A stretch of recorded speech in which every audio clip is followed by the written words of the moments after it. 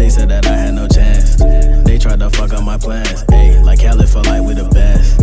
I live my life, no regrets. I ain't stressing unless it's a check. Got a bad bitch, she gripping the tech.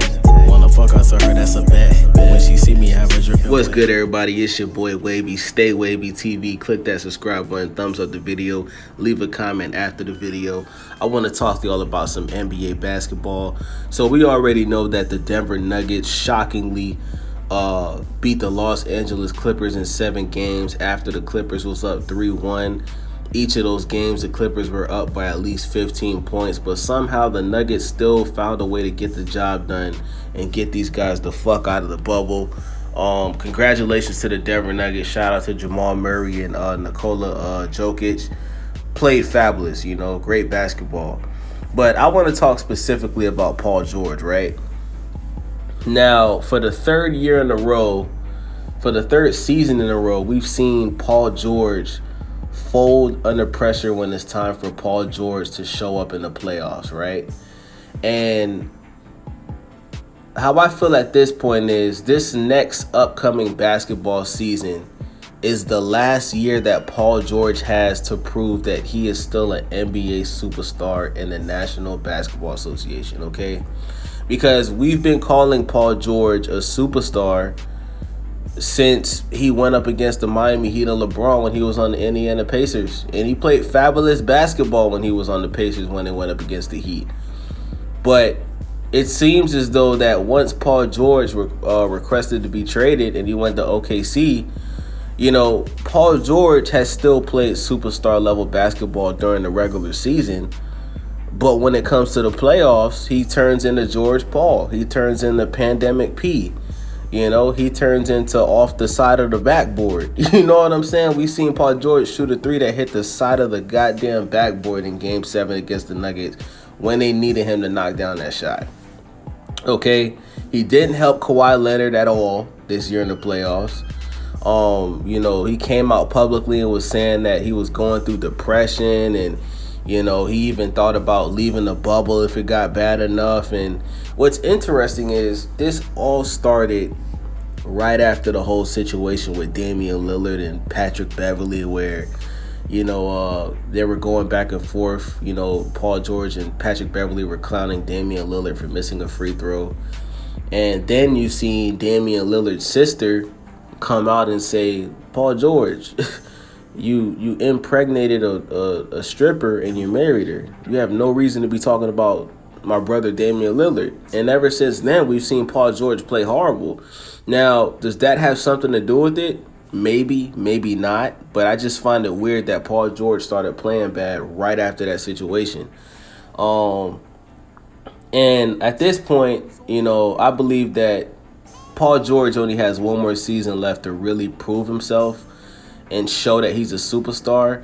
Because if not, what's going to happen with Paul George is you're going to see him bounce from team to team to team. And eventually, he's going to become a bench player. He's going to become maybe play that 6th role. He could play the 6th player off the bench, or he's going to become a bench warmer. Because, you can't pay a guy this much money and say he's a superstar. And when you need him the most in the playoffs, he's only scoring 10 points, and that's not superstar level basketball. You can't compare a guy like Paul George to Kawhi Leonard, LeBron James, Steph Curry, James Harden, Giannis. These are superstars in the league. These are superstar players. You can't put a guy like Paul George in the same category as those players when he's playing the way that he plays in the playoffs consistently, right? You look at that first year that Paul George went to OKC, right? He played great, right? Unfortunately, he had something wrong with his shoulder where, Paul George was complaining. He played the whole playoffs, but after they got eliminated, when Carmelo Anthony was on OKC with Westbrook and Paul George was saying that he had issues with his shoulder and that, he needed to get surgery on the shoulder. So when he came back that following season, they ended up placing the blame on Carmelo Anthony for the reason that OKC got eliminated first round against the Utah Jazz, right? So Paul George got to pass that first season. I personally think that all of those guys deserve blame because I just don't think that they were playing great team basketball. When OKC had Paul George, Westbrook, and Carmelo Anthony, it was a lot of one-on-one basketball, not enough passing, not enough, rotation. There's not enough offensive rotation where they're getting all of the players involved. It was just a lot of one-on-one basketball. It was either Westbrook playing one-on-one, Paul George playing one-on-one, or Carmelo Anthony just catching the ball and shooting a three.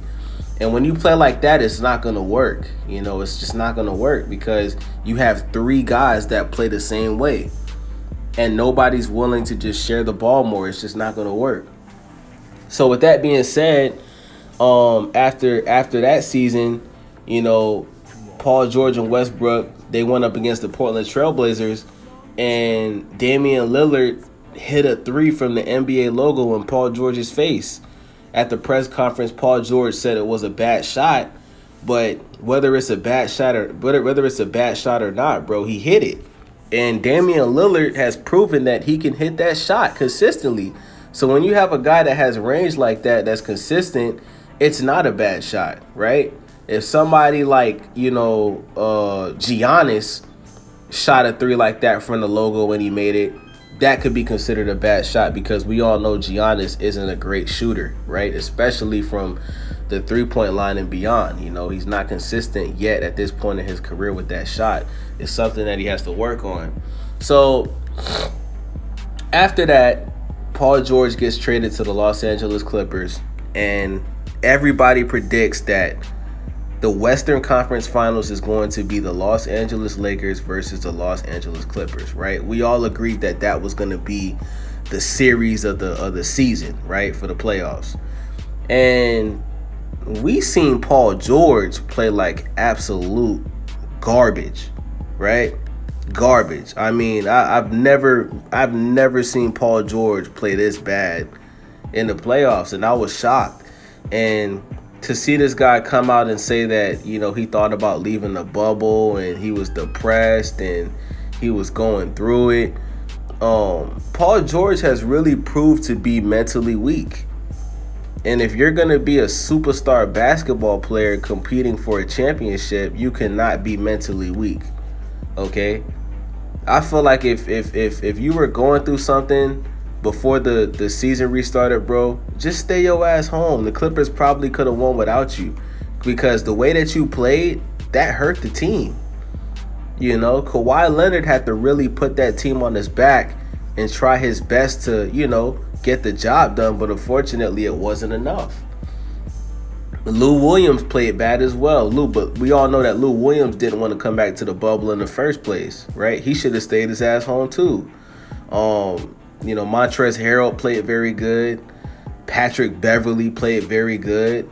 Kawhi Leonard, for the most part, played good until I want to say game 6 and 7. But Kawhi Leonard showed up and, put his best foot forward.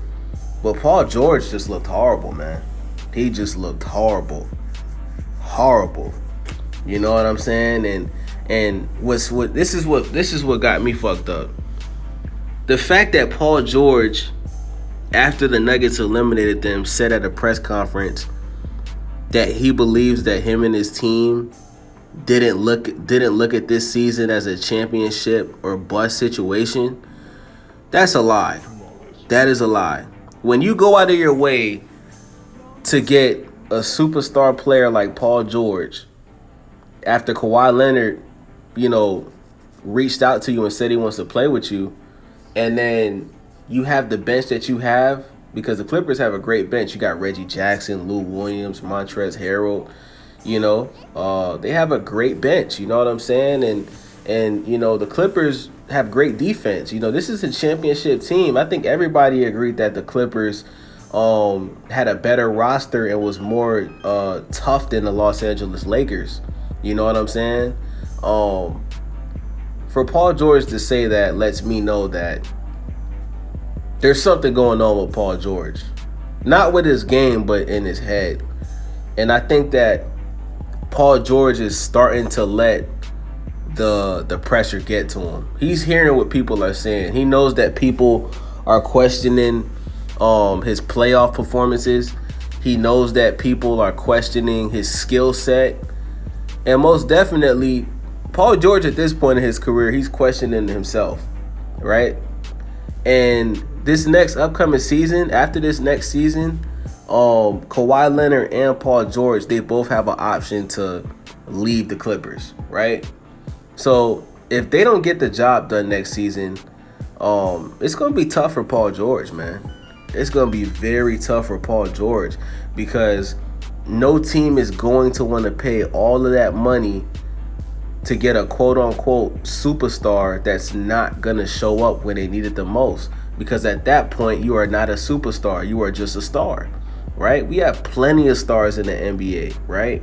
But we don't have a lot of superstars, right? Kyrie Irving is a superstar. Kevin Durant is a superstar. LeBron James is a superstar. Kawhi Leonard is a superstar. James Harden is a superstar. Giannis is a superstar, right? Because even though some of these guys don't have rings, at least you can depend on them to score, right? Even if they have a bad shooting performance, at least you can depend on these guys to score. At least you can depend on these guys to shoot the ball and knock something down, right? You can't be a superstar and you're only scoring 10 points in the playoffs. You're only scoring 7 points in the playoffs. You're only shooting 13% from the field in the playoffs. That is not superstar basketball. And Paul George, he needs to take this next upcoming season very serious. Whatever's going on with him, if Paul George has to get a therapist, he should get a therapist. If Paul George has to train with an NBA legend to work on his game, he needs to train with them. He has to, right? If Paul George has to get off of social media the entire basketball season, or at least when the playoffs start, he needs to get off of social media. Because if Paul George would have showed up this year in the playoffs, the Clippers would have been playing the Lakers right now. Because fact of the matter is, that's what everybody wants to see. We don't want to see the Denver Nuggets go up against LeBron James and the Lakers. We wanted to see the Battle of LA. Kawhi Leonard versus LeBron James. Who's better? Kawhi Leonard just won a championship with the Raptors.